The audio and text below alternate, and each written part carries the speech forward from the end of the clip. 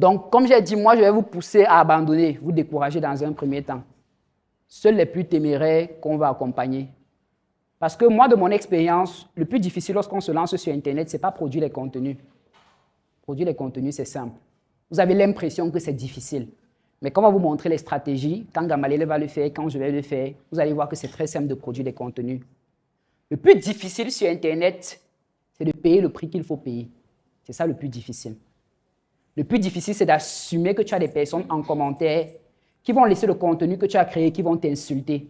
C'est ça le plus difficile sur Internet. Moi, je connais beaucoup de personnes qui ont arrêté de produire des contenus sur Internet à cause de ça. Qui connaît Kramer Timene ici? Qui connaît ça, quand on remonte sa dernière vidéo? Ça fait longtemps. C'est parce qu'on l'avait mitraillé sur une vidéo au point où il s'est dit que non, c'est trop fort. Et là, après, s'il a produit une autre vidéo chez moi, il n'a pas posté. Il a dit que non, mieux me reposer d'abord. En fait, il avait produit un contenu.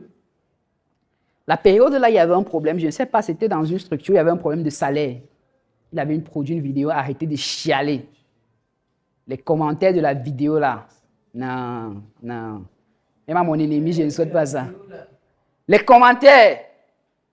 Il dit que regarde un idiot comme ça, un inculte. Tu ne sais même pas. Tu sens même d'où. Regarde sa tête, comment c'est mal formé. Il y a des gens qui t'insultent comme ça. L'autre personne qui était victime de ça, c'est Daryl. Daryl, un jour, a posté une vidéo sur Elon Musk. Mince.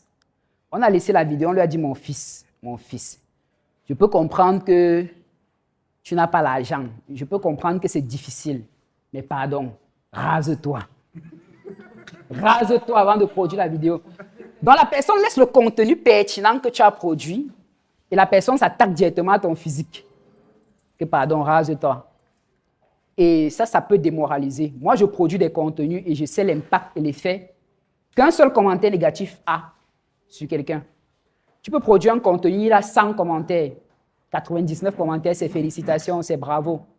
Mais un seul commentaire négatif. Quand tu lis ça, pour Sorel, elle était sur un tableau comme ça. Elle avait un démembré. Elle était en train d'expliquer un truc. Et quand elle lève la main comme ça, son biceps normalement s'allonge. Il y a un gars qui a dit, regardez-moi ces muscles là-bas comme un garçon. Hey. Donc quelqu'un s'attaque à ton physique directement. Et ça, vous allez subir. Quand vous voyez quelqu'un qui a 1 an, 2 ans, 3 ans, 5 ans sur les réseaux sociaux et qui continue à produire des contenus, il faut applaudir pour la personne. Il faut lui donner un bravo. Si vous voulez applaudir, applaudissez. Ce n'est pas moi qui ai dit. Non, il y a plusieurs. Il n'y a pas que lui. Il y a Philippe Simo, par exemple. Il y a beaucoup de personnes. Il y a tellement de personnes qui produisent de contenu. Mais ce n'est pas tout le monde qui est capable de pouvoir le faire. Et moi, pour éviter que vous ayez à perdre votre temps, c'est-à-dire à commencer quelque chose que vous allez laisser en cours de route, je préfère vous décourager dès maintenant. Donc, s'il y a quelqu'un qui sait qu'il n'est pas suffisamment fort émotionnel ici pour supporter, c'est mieux qu'il laisse. Vous avez vu les gens qui font les lives pour pleurer parce qu'on les a insultés, non? Quelles sont les réactions? Quelle est la meilleure réaction quand quelqu'un pleure sur un live? Les gens rient. Vous voyez comment les gens sont méchants? Quelqu'un pleure parce qu'on l'a insulté et les gens rient. Non, il fallait soutenir. Il faut soutenir, il faut dire ouais, ça va aller. Mais les gens rient encore plus. Et pour dire que Internet a soif du sang. Internet, c'est, comme le docteur dit souvent, c'est la rue.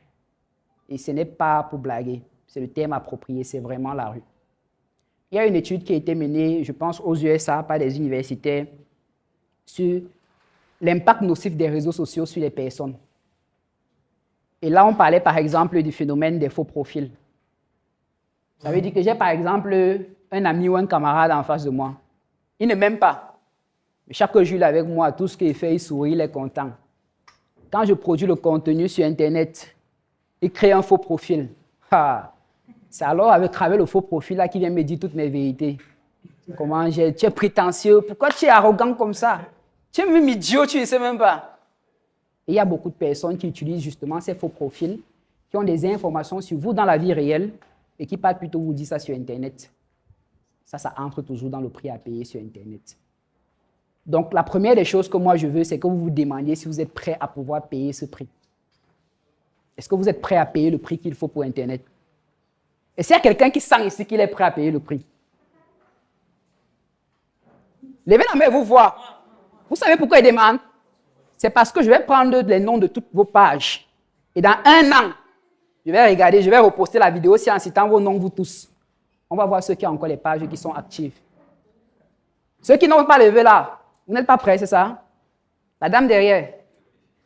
Vous n'êtes pas prête? Vous n'êtes pas avec nous? Tu as peur? Tu n'as pas envie de lever la main? Comment ça, tu n'as pas envie de lever la main? Tu sais même où tu es. Bon, on va dire que tu es nouvelle. Nouvelle? Ok, je comprends. Ici, là, on lève la main. Voilà. C'est l'école ici. On a dit Startup Academy.